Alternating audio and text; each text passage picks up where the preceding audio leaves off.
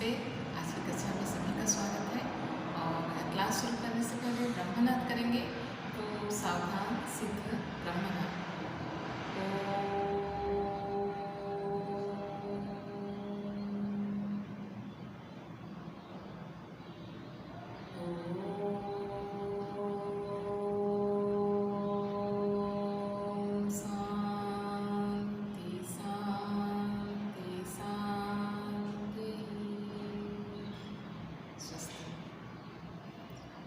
तो हम लोग जो पाठ पढ़ रहे हैं, कौन सा पाठ पढ़ रहे हैं?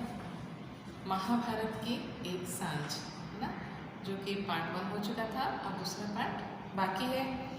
तो महाभारत के सांझ पाठ में कौन कौन पात्र हैं, उसके मुख्य पात्र कौन कौन से हैं, कौन कौन है बता दो, याद करो एक बार। मुख्य पात्र कौन कौन है, याद करो। कौन कौन है मुख्य पात्र? महाभारत, अभी लॉकडाउन में महाभारत सीरियल भी दिया गया, देखे थे आप में से सभी लोग? देखे होंगे, कई लोग देखे होंगे और कई लोग तो बिल्कुल समय ही नहीं दे पा रहे होंगे, क्योंकि इस साल आप लोग का बोर्ड एग्ज़ाम है।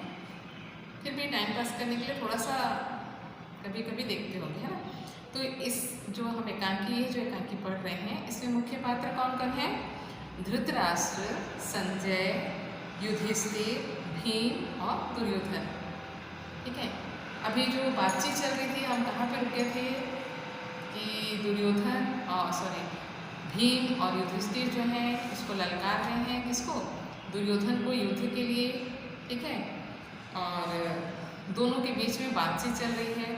तब युधिष्ठिर कहते हैं कि हम तुमको निहत्था नहीं मारेंगे। निहत्था का अर्थ क्या होता है कि बिना कुछ ही मतलब बिना किसी अस्त्र के, तुम्हारे हाथ में कोई अस्त्र नहीं रहेगा तो बिना अस्त्र शस्त्र के हम तुम पर वार नहीं करेंगे। हम तुम्हें अस्त्र देंगे और उसके बाद तुमसे युद्ध करेंगे। ठीक है। और उसके बाद अगर तुम्हारी जीत हुई तो सारा तुम ले लोगे। ऐसी बातचीत दोनों के बीच में चल रही है। किसके किसके बीच में? किसके किसके बीच में चल रही है? दुर्योधन और युधिष्ठिर के बीच में, है ना। उस बीच में तो फिर भीम क्या कहते हैं कि इस दुराचारी के साथ तो ऐसा व्यवहार अनावश्यक है। अर्थात इस दुराचारी के साथ हम जो उसको अस्त्र दे के हम उसको युद्ध के लिए ललकार रहे हैं, ये जरूरी नहीं है, क्योंकि ये क्या है? दुराचारी है। ठीक है। तो लघु विराम हुआ था। लघु विराम के बाद से हम आगे बढ़ेंगे। अब संजय का एक पाठ है। संजय क्या कह रहा है देखो।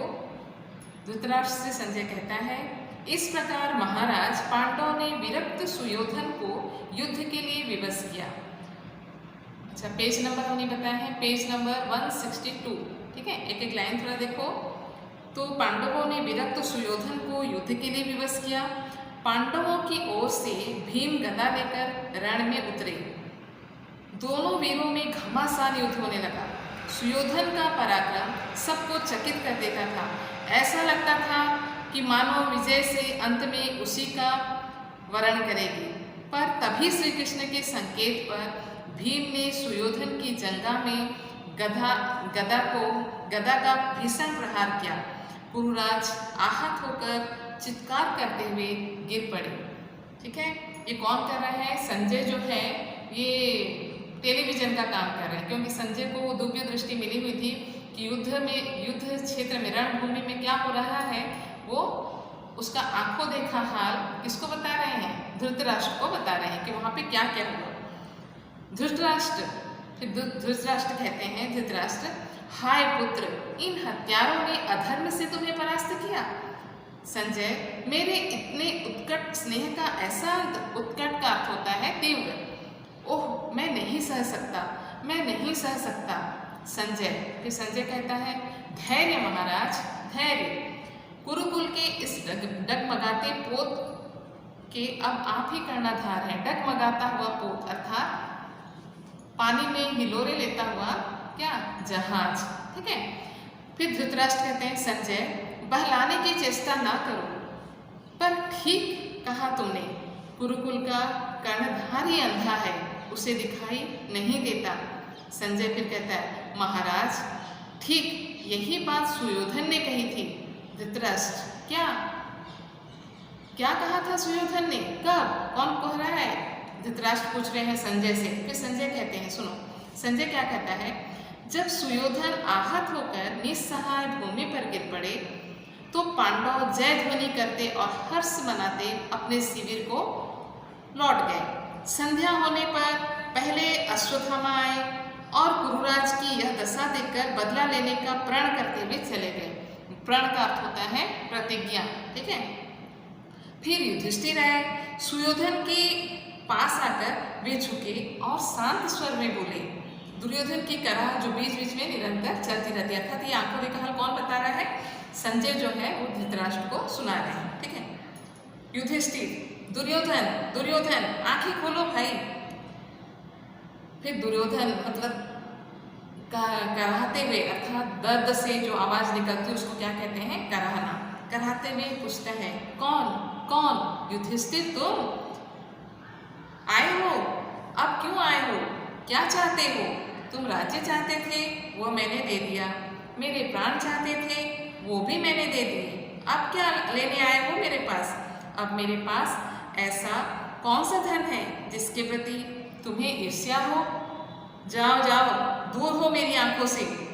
जीवन में तुमने मुझे चैन नहीं लेने दिया, अब कम से कम मुझे शांति से मर लेने दो युधिष्ठिर। जाओ, चले जाओ। फिर युधिष्ठिर कहते हैं, तुमने गलत समझा दुर्योधन, मैं कुछ लेने नहीं आया, मैं तो देखने आया कि दुर्योधन कि अंतिम समय में मैं किस तरह निस्सहाय निर्बल पशु की भांति तड़प तड़प कर अपना दम तोड़ता हूँ। मेरी मृत्यु का पर्व मनाने आए हो? मेरी आहों का आलाप सुनने आए हो? अरे निर्दयी, तुम्हें किसने धर्मराज की संज्ञा दी? जो सुख से मरने भी नहीं देता वही धर्म का ढोल पीटे, कैसा अन्याय है। फिर युधिष्ठिर कहते हैं, अर्थ का अनर्थ ना करो दुर्योधन, मैं तो तुम्हें शांति देने आया था। मैंने सोचा हो सकता है तुम्हें पश्चाताप हो रहा हो, यदि ऐसा हो तो तुम्हारी व्यथा हल्की कर सकूं, इसी उद्देश्य से मैं आया था। दुर्योधन, हाय रे मिथ्याभिमानी, अब भी यह दया का ढोंग नहीं छोड़ा। पर युधिष्ठिर, तनिक अपनी ओर तो देखो। तनिक का अर्थ होता है थोड़ा। पश्चाताप तो तुम्हें चाहिए, मैं क्यों पश्चाताप करूंगा? मैंने ऐसा कौन सा पाप किया है? मैंने अपने मन के भावों को गुप्त नहीं रखा, मैंने षड्यंत्र नहीं किया, मैंने गुरुजनों का वध नहीं किया। युधिष्ठिर, यह तुम क्या कह रहे हो दुर्योधन? दुर्योधन किटकिटाकर, दुर्योधन नहीं, मतलब बहुत गुस्से में क्या कह रहा है? दुर्योधन नहीं, सुयोधन कहो धर्मराज। सुयोधन, क्या अब भी तुम्हारी छाती ठंडी नहीं हुई? क्या मुझे मारकर भी तुम्हें संतोष नहीं हुआ, जो मेरी अंतिम घड़ी में मेरे मुंह पर मेरे नाम की खिल्ली उड़ा रहे हो? खिल्ली उड़ाने का अर्थ होता है मजाक उड़ाना। निर्दयी, क्या ईर्ष्या में अपनी मानवता भी भस्म कर दी? युधिष्ठिर, क्षमा करो भाई। युधिष्ठिर कहते हैं, क्षमा करो भाई, अब तुम्हें और अधिक कष्ट नहीं पहुंचाना चाहता, पर मेरे कहने न कहने से क्या, आने वाली पीढ़ियां तुम्हें दुर्योधन के नाम से ही संबोधित करेगी। तुम्हारे कृत्यों का साक्षी इतिहास पुकार पुकार कर दुर्योधन, मुझे दुर्योधन कहेगा, यही ना? मैं जानता हूँ युधिष्ठिर, मैं जानता हूँ, मुझे मार कर ही तुम चुप नहीं बैठोगे। तुम विजेता हो। अपने गुरुजनों और सगे संबंधियों के शोणित की गंगा में नहाकर तुमने राजमुकुट धारण किया है। शोणित की गंगा अर्थात रक्तवर्ण, ठीक है। तुम अपनी देख रेख में इतिहास लिखवाओगे और उसका पूरा पूरा लाभ उठाने से क्यों चुकोगे? सुयोधन को सदा के लिए दुर्योधन बनाकर छोड़ोगे, उसकी देह को ही नहीं उसका नाम तक मिटा दोगे। यह मैं तुम्हारा हाथ पकड़ने नहीं आऊंगा, पर इस समय अब तुम्हारा सबसे बड़ा शत्रु मर रहा है, उसे इतना न्याय दो कि उसका मिथ्या अपमान मत करो युधिष्ठिर। फिर युधिष्ठिर कहते हैं, युधिष्ठिर ने सदा ही न्याय दिया है सुयोधन, न्याय के लिए वो बड़े बड़े दुख उठाने से भी नहीं चुका है। सगे संबंधियों के तड़प तड़प कर प्राण त्यागने का यह भीषण दृश्य, अबलाओं अनाथों का यह करुण चित्कार किसी भी हृदय को दहलाने के लिए पर्याप्त था। पर सुयोधन, मैं इन संहार के दृश्यों को भी शांत भाव से सह गया, क्योंकि न्याय के पथ पर जो मिले सब स्वीकार है। फिर दुर्योधन कहता है, यह दंभ है युधिष्ठिर, यह मिथ्या अहंकार है। तुम्हारी यह आत्म प्रशंसा नहीं सुन सकता। इसे तुम अपने भक्तों के ही लिए रहने दो। तुम विजय की डींग मार सकते हो, पर न्याय धर्म की दुहाई तुम मत दो। स्वार्थ को न्याय का रूप देकर धर्मराज की उपाधि धारण करने में तुम्हें संतोष मिलता है तो मिले, मेरे लिए वह आत्म प्रवचना है, मैं उससे घृणा करता हूँ। युधिष्ठिर फिर कहता है स्वार्थ दुर्योधन, स्वार्थ। दुर्योधन फिर कहता है और नहीं तो क्या, जिस राज्य पर तुम्हारा रत्ती भर अधिकार नहीं था, थोड़ा सा भी, रत्ती भर का अर्थ होता है थोड़ा सा भी, उसी को पाने के लिए तुमने युद्ध ठाना। यह स्वार्थ का तांडव नृत्य नहीं तो और क्या है? भला किस न्याय से तुम राज्य अधिकार की मांग करते थे? फिर युधिष्ठिर कहता है सुयोधन, मन को टटोल कर देखो, क्या वह तुम्हारे कहने का समर्थक है? अर्थात तुम अपने मन की बात सुनो, क्या तुम्हारी बात का वो समर्थक है? क्या तुम नहीं जानते कि पिता के राज्य पर पुत्र का अधिकार सर्वसम्मत है? फिर महाराज, पांडु का राज्य मेरा हुआ या नहीं? फिर दुर्योधन कहता है बस तुम्हारे पास यही एक तर्क है। परंतु युधिष्ठिर, क्या तुमने कभी भी यह सोचा कि जिस राज्य का तुम अधिकार चाहते थे वह तुम्हारे पिता के पास कैसे आया? जिस राज्य पर तुम अधिकार करना चाहते थे वो तुम्हारे पास कैसे आया? क्या जन्माधिकार से? नहीं। तुम्हारे पिता को राज्य की देखभाल का कार्य केवल इसलिए मिला कि मेरे पिता अंधे थे। राज्य संचालन में उन्हें असुविधा होती, अन्यथा उस पर तुम्हारे पिता का कोई अधिकार न था, वह मेरे पिता का था। युधिष्ठिर, यह तो ठीक है, पर पक्षपात चाहे किसी भी कारण से हो, जब मेरे पिता को राज्य मिल गया तब उनके पश्चात उस पर मेरा अधिकार हुआ या नहीं? क्या राजनियम यह नहीं कहता? दुर्योधन। फिर दुर्योधन कहता है राजनियम की चिंता कब की तुमने? अन्यथा इस बात के समझने में क्या कठिनाई थी कि तुम्हारे पिता के उपरांत राज्य पर मूल अधिकार मेरे पिता का ही था। वह जिसे चाहते व्यवस्था के लिए सौंप सकते थे। फिर युधिष्ठिर कहता है, क्या कहता है सुनो, यह केवल तुम्हारा निजी मत है। आज हक किसी ने भी इस प्रकार का कोई संदेह प्रकट नहीं किया। आज हक नहीं होगा, आज तक होगा। पितामह भीष्म, महात्मा विदुर, कृपाचार्य अथवा स्वयं महाराज धृतराष्ट्र ने भी कभी ऐसी कोई बात नहीं कही। दुर्योधन, यही तो मुझे दुख है। युधिष्ठिर की तथ्य तक पहुंचने की किसी ने चेष्टा नहीं की। एक अन्याय की प्रतिष्ठा के लिए इतना ध्वंस किया गया और सब अंधों की भांति उसे स्वीकार करते आए। सबने मेरा हठ ही देखा, मेरे पक्ष का न्याय किसी ने नहीं देखा। और जानते हो इसका कारण क्या था? युधिष्ठिर पूछता है, क्या? दुर्योधन कहते हैं, सब तुम्हारे गुणों से प्रभावित थे, सब तुम्हारी वीरता से डरते थे। कायरों की भांति रक्तपात से बचने के प्रयत्न में वे न्याय और सत्य का बलिदान कर बैठे। वे यह नहीं समझ पाए कि भय जिसका आधार हो वह शांति टिकाऊ नहीं हो सकती। भय के डर से अगर चुपचाप रह गए तो वो शांति अधिक देर तक नहीं रह सकती। फिर युधिष्ठिर कहते हैं, गुरुजनों पर तुम व्यर्थ ही कायरता का आरोप लगा रहे हो। यदि मेरे पक्ष में न्याय ना होता तो कोई भी मुझको राज्य देने की मांग क्यों करता? फिर दुर्योधन कहते हैं, तभी तो कहता हूँ युधिष्ठिर कि स्वार्थ ने तुम्हें अंधा बना दिया, अन्यथा इतनी छोटी सी बात क्या तुम्हें दिखाई न पड़ जाती कि जितनी धार्मिक और न्यायी व्यक्ति थे सबने इस युद्ध में मेरा साथ दिया है। यदि न्याय तुम्हारी ओर था फिर भीष्म, द्रोण, कृप, अश्वत्थामा सब मेरी ओर से क्यों लड़े? क्या वे जानबूझकर अन्याय का साथ दे रहे थे? यहाँ तक कि कृष्ण जैसे तुम्हारे परम मित्र ने भी मेरी सहायता के लिए अपनी सेना दी। वे चतुर थे, दोनों पक्षों से मैत्री रखना ही उन्होंने अच्छा समझा। ऐसा क्यों हुआ? बोलो, इसीलिए ना कि न्याय वास्तव में मेरी ओर था? फिर युधिष्ठिर कहते हैं, सुयोधन, मैं तुम्हें सांत्वना देने आया था, विवाद करने नहीं। मैं तो तुम्हारी पीड़ा बटा लेने आया था, क्योंकि तुम चाहे जो समझो मेरी इस बात का तुम विश्वास करो कि मैं इस रक्तपात के लिए तैयार न था। यह मेरी कदापि इच्छा नहीं थी। फिर दुर्योधन कहते हैं, मैं इसका कैसे विश्वास करूं? क्या तुम्हारे कह देने से ही? पर तुम्हारे वचनों से भी तुम्हारे वचनों से भी सशक्त स्वर है, तुम्हारे कार्यों का तुम्हारे जीवन की गतिविधि का, और वह पुकार पुकार कर कह रही है।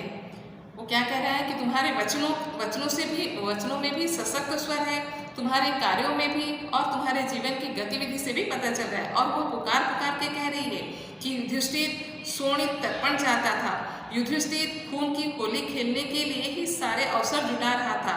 भविष्य को भी तुम चाहो तो बहका सकते हो युधिष्ठिर, पर सुयोधन को नहीं बहका सकते, क्योंकि उसने अपने बचपन से लेकर अब तक एक एक बड़ी तुम्हारी ईर्ष्या के रथ की गड़गड़ाहट सुनते हुए बिताई है। तुम्हारी तैयारियों ने उसे एक रात भी चैन से नहीं सोने दिया। फिर युधिष्ठिर कहता है, मुझे लगता है तुम सुध-बुध खो बैठे हो, तुम प्रलाप कर रहे हो। भला ज्ञान में भी कोई ऐसी असंभाव्य बात करता है? जो पांडव तुमसे तिरस्कृत होकर घर घर भीख मांगते फिरे, वन जंगलों की धूल छानते फिरे, उनके संबंध में भला कौन ज्ञानी व्यक्ति तुम्हारे इस कथन का विश्वास करेगा? फिर दुर्योधन कहते हैं, मैं जानता हूँ युधिष्ठिर कोई विश्वास नहीं करेगा, और करना चाहे तो तुम उसे विश्वास ना करने दोगे, पर इसे क्या, सत्य को दबाकर उसे मिथ्या नहीं किया जा सकता। बचपन से जब हम लोगों ने एक साथ शिक्षा पाई, तब से आज तक के सारे चित्र मेरी दृष्टि में हरे हैं। पुरोचन को कपट से मारकर तुम पंचाल गए और वहां द्रुपद को अपनी ओर मिलाया, तभी तो तुम्हारा बल बढ़ता देखकर पिताजी ने तुम्हें आधा राज्य दिया। युधिष्ठिर कहता है, मैं तो यही जानता हूँ कि आधे राज्य पर मेरा अधिकार था। दुर्योधन, सत्य को ढकने का प्रयत्न ना करो युधिष्ठिर, उसे निष्पक्ष होकर जांचो। मेरे पास प्रमाणों की कमी नहीं है। आधा राज्य पाकर भी तुमने चैन न लिया। तुमने अर्जुन को चारों ओर दिग्विजय के लिए भेजा। राजसूय यज्ञ के बहाने तुमने जरासंध और शिशुपाल को समाप्त किया। यहाँ तक कि जुए में खेल में भी तुम अपनी ईर्ष्या नहीं भूले, और तुमने चट से अपना राज्य दांव पर लगा दिया कि यदि तुम जीते तो तुम्हें मेरा राज्य अनायास ही मिल जाए। वनवास उसी महत्वाकांक्षा का परिणाम था, मेरा उसमें कोई हाथ न था। फिर युधिष्ठिर कहते, तुमने जिस तरह भरी सभा में द्रौपदी का अपमान किया, दुर्योधन, मेरा अपमान भी द्रौपदी ने भरी सभा में ही किया था। तब तुम्हारी यह न्याय भावना कहाँ सो रही थी? फिर द्रौपदी को दांव पर लगाकर क्या तुमने उसका सम्मान करने की चेष्टा की थी? जिस समय द्रौपदी सभा में आई, उस समय वह द्रौपदी नहीं थी कि वह जुए में जीती हुई दासी थी। युधिष्ठिर, यह तुम कैसी विचित्र बात कर रहे हो? युधिष्ठिर कहते हैं, तुम कैसी विचित्र बात कर रहे हो? दुर्योधन कहता है, सत्य को विचित्र मानकर उड़ा नहीं सकते युधिष्ठिर। अपने ही कृत्य से वनवास पाकर भी उसका दोष मेरे ही माथे मढ़ा गया, और फिर उस वनवास का एक एक क्षण युद्ध की तैयारी में लगाया गया। अर्जुन ने तपस्या द्वारा नए नए शस्त्र प्राप्त किए, विराट राज से मैत्री कर नए संबंध बनाए गए, और अवधि पूर्ण होते ही अभिमन्यु के विवाह के बहाने सारे राजाओं को निमंत्रण भेजकर एकत्र किया गया। युधिष्ठिर, क्या इस कटु सत्य को तुम मिटा सकते हो? फिर युधिष्ठिर कहते हैं, यदि जो कुछ तुम कह रहे हो वो सत्य है, तो सुयोधन, तुम मेरा विश्वास करो कि तुमने प्रत्येक घटना के उल्टे अर्थ लगाए हैं। जो नहीं है उसे तुमने कल्पना के द्वारा देखा है, ये सब मिथ्या है। दुर्योधन कहता है, किंतु यही बात मैं तुम्हारे लिए कह सकता हूँ युधिष्ठिर, क्योंकि अंतर्यामी जानते हैं कि मैंने कोई बुरा आचरण नहीं करना चाहा। मैंने एकमात्र अपनी रक्षा की। जब तक तुमने आक्रमण नहीं किया, मैं चुप रहा। जब मैंने देखा कि युद्ध अनिवार्य है, तो फिर मुझे विवश होकर विरोचित कर्तव्य करना पड़ा। युधिष्ठिर फिर कहते हैं, अभिमन्यु वध भी क्या विरोचित था? फिर दुर्योधन कहते हैं, एक एक बात पर कहाँ तक विचार करोगे युधिष्ठिर? जब भीष्म, द्रोण और कर्ण का वध विरोचित हो सकता है, तो फिर अभिमन्यु वध में ऐसी क्या विशेषता थी?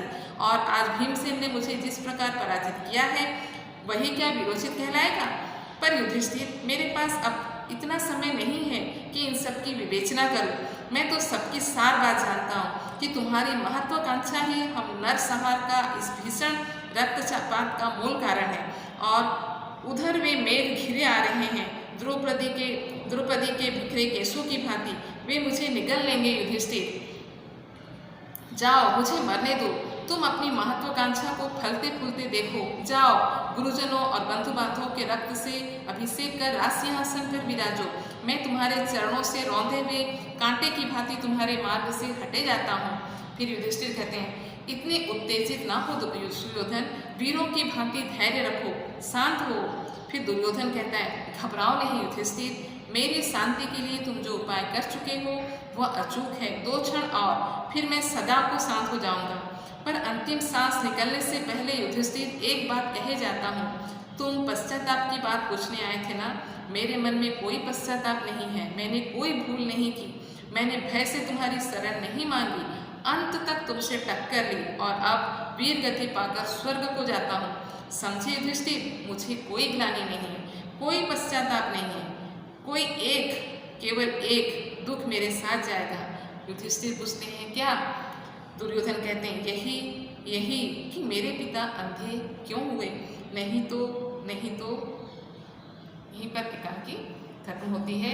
तो महाभारत की सांझ का एक दृश्य था ये, जो दुर्योधन और भीम और युधिष्ठिर के बीच में था। ठीक है, इस पाठ में बहुत सारे कठिन शब्द हैं और मैंने कुछ कठिन शब्द लिख दिए हैं, और आपको जो कठिन शब्द लगते हैं वो मुझे फ़ोन करके पूछ सकते हो।